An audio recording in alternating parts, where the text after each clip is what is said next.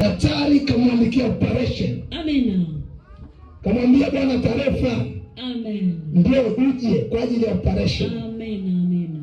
Haleluya, haleluya. Amen. Aliandikiwa sawa. Amina. Akaja na ile sehemu ambayo madaktari alikuandikia natia na sahihi yake kabisa. Amina. Akaja. Amen. Tumepiga maombi Alhamisi na Jumanne na Alhamisi. Amen. Maombi yakaenda vizuri. Amina. Mama anayefuata anarudi hospitali. Amen. Anambia daktari, nimekuja.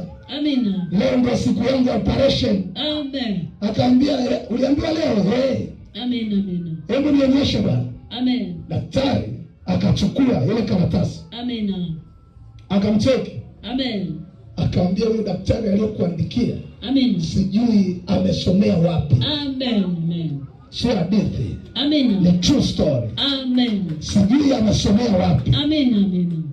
Akamwambia, dokta, lakini aliyeniandikia ni wewe mwenyewe. Amen. Akamwambia, na hii ni signature yako. Amen. Daktari akasema, ni mimi.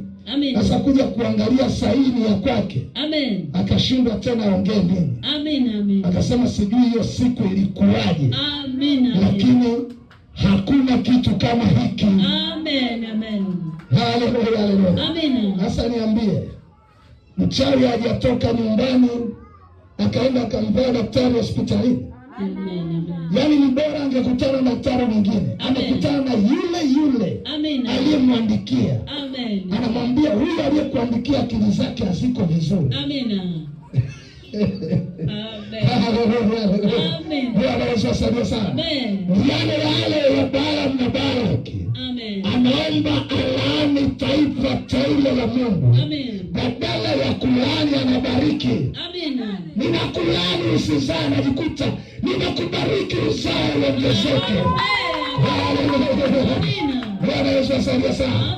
Ninakulaani usifanikiwe, najikuta nasema fanikiwa sana kwenye maisha yako.